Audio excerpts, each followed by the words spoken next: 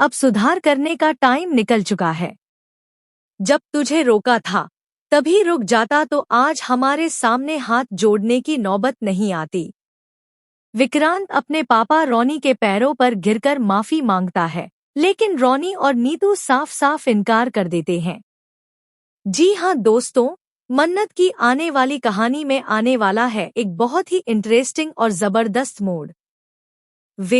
आपको बता दें कि यहाँ पर रॉनी विक्रांत से साफ कह देता है कि तुम्हें हर बात में सबूत चाहिए होता है, और जब बात मन्नत की आती है तो तुम्हें सबसे ज्यादा सबूत चाहिए होते हैं।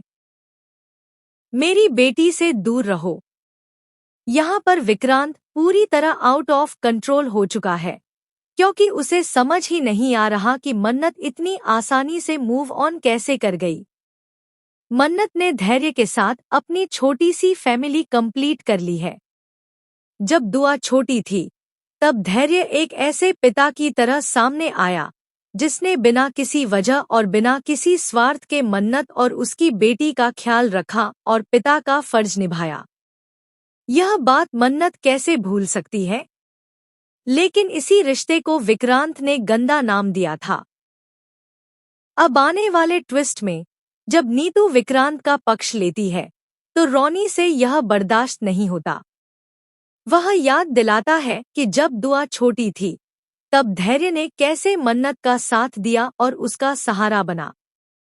लेकिन वहीं दूसरी ओर विक्रांत एक बार फिर गलतफहमी का शिकार हो चुका है और तोड़-फोड़ करता हुआ नजर आने वाला है। आने वाले ट्विस्ट में विक्रांत अपनी मां नीतू की हालत देखकर बुरी तरह शॉक होने वाला है। वह रॉनी से माफी मांगता है और कहता है कि उसने कभी नहीं चाहा था कि उनकी ऐसी हालत हो या वे उससे दूर हो जाएं। लेकिन इसके बाद विक्रांत मन्नत पर इल्जाम लगाता है और कहता है कि यह सब मन्नत ने किया है, उसी ने आप लोगों को भड़काया है। यह सुनते ही रॉनी और ज्यादा गुस्सा हो जाता है और कहता है कि तू बहुत देर कर चुका है और हम मन्नत के खिलाफ कुछ भी नहीं सुन सकते।